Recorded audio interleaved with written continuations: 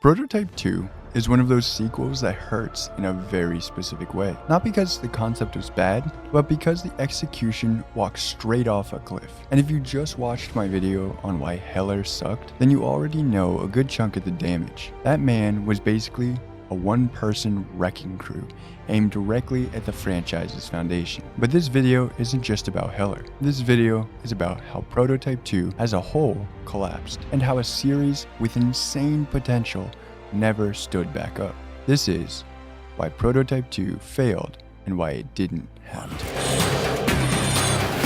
Absorbing every memory until I can remember who I am and who deserves my wrath.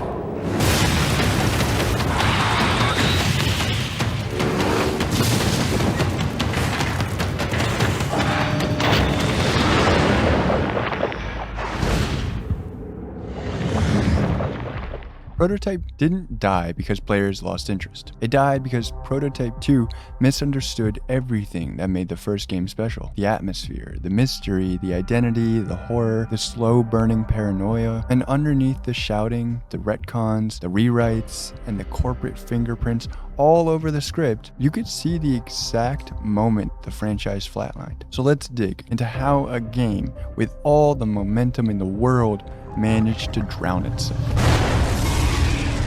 One of the new abilities that James Heller has as this new prototype that goes above and beyond what we've ever done before. He actually can summon and can control infected brawlers. It's like a warlock meeting a shapeshifter. One of the biggest sins P2 commits happens before the game even gets going. It flips Alex Mercer into a villain with all the nuance of a brick. P1 built him into one of the coolest, most complex anti-heroes in gaming, a shape-shifting biological anomaly trying to piece together who he even was. He was dropping lines that were bangers and wrestling with the horror of being both victim and weapon. And the outfit was just downright badass. That entire mystery, years of setup, emotional weight, narrative tension was supposed to go somewhere. But P2 burned that idea at the stake with, like I said in other videos, no build-up, no deeper reasoning, and no subtle clues. Just a twist for the sake of having a twist. And the moment Mercer's complexity vanished, the entire story lost its anchor. The web of intrigue? Irrelevant. Dana's fate? Ignored. And Blacklight's evolution? Barely touched. The world that felt alive in Prototype 1 suddenly felt like a cardboard movie set built around Heller's shout. This is an action game like you've never seen before. The team here at Radical are open world specialists. We went a lot deeper in story than most games ever even consider going, Prototype 1 wasn't just an action game. It was a science horror wrapped in conspiracy thriller energy. P2 decided to yeet all that in favor of Angry Man Throws Car. The suspense gone, the sense of dread gone, the feeling that you were uncovering a living, breathing conspiracy also gone. Instead of feeling like an apex predator unraveling hidden truths, you feel like you're starring in a demo reel for a new brand of action figures. Every mission structure is loud, obvious, and stripped of the subtlety that made P1 special. Prototype had a soul, and Prototype 2 swapped it for volume. Show me what you got. Radical wasn't told to build on P1. They were told to streamline it, simplify it, smooth it out for a wider audience. But wider doesn't mean better, it means less. Prototype 1 trusted the player to explore, to experiment, to uncover story threads through gameplay. Prototype 2 treats the player like they need a glowing arrow for every micro thought. Missions became guide tours, combat lost its creativity, and traversal felt more like a checklist than an ecosystem. The infected hierarchy flatlined. The web of intrigue, like I said, gone. And any sense of optical stealth barely present. Prototype 2 may have been easier for newcomers, but it alienated the people who actually loved the franchise. We've been doing this kind of game. Scarface, Hulk, Simpsons Hit and Run, these are all open world games, so we're real specialists in this area.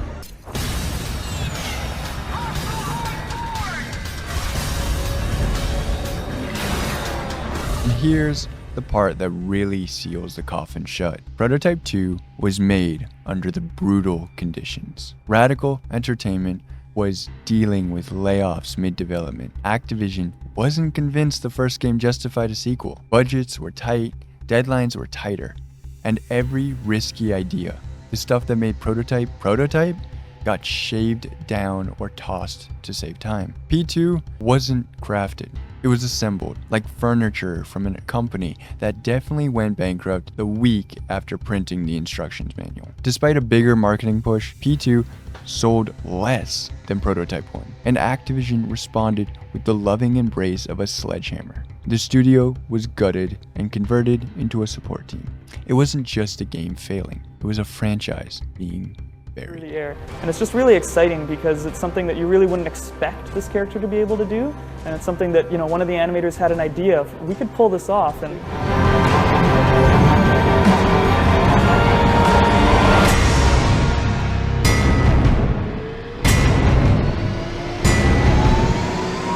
now, 2012 was a brutal year to be an open world game without distinct identity. Infamous 2, Saints Row 3, Sleeping Dogs, Crackdown, Assassin's Creed, everyone was hitting the gas. Prototype 1 had stood out because it was weird, different, uncomfortable. Prototype 2 tried to be like everyone else at the exact moment when it needed to be the opposite. It didn't stand out. It blended into the noise. And in open world space, blending in is the same thing as disappearing, at least in my mind. I'm behind you, you son of a bitch!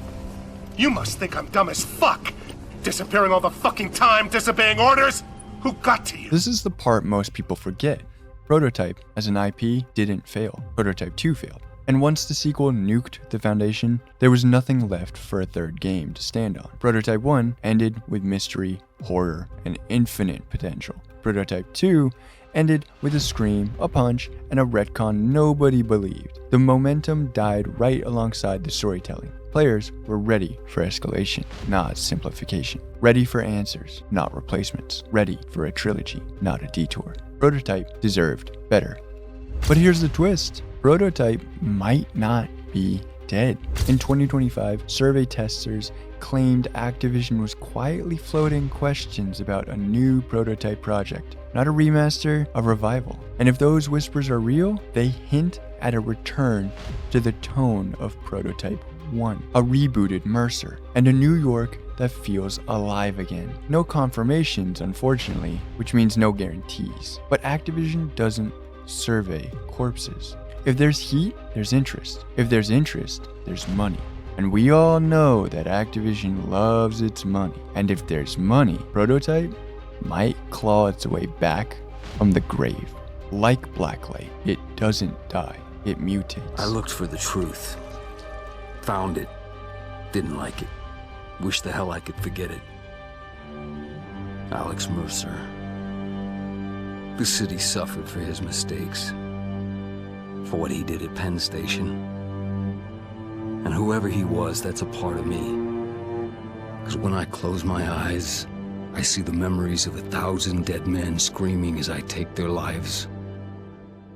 If you're still here, you're one of the real ones. The people who remember why Prototype mattered in the first place. And if the rumors are legit, we might actually see this franchise rise again. Let me know in the comments what you want from Prototype 3. Because trust me, I've got thoughts. Drop a like, check out the Heller breakdown if you haven't already, and stick around for more deep dives into the games that deserved better. Remember, Abound always returns.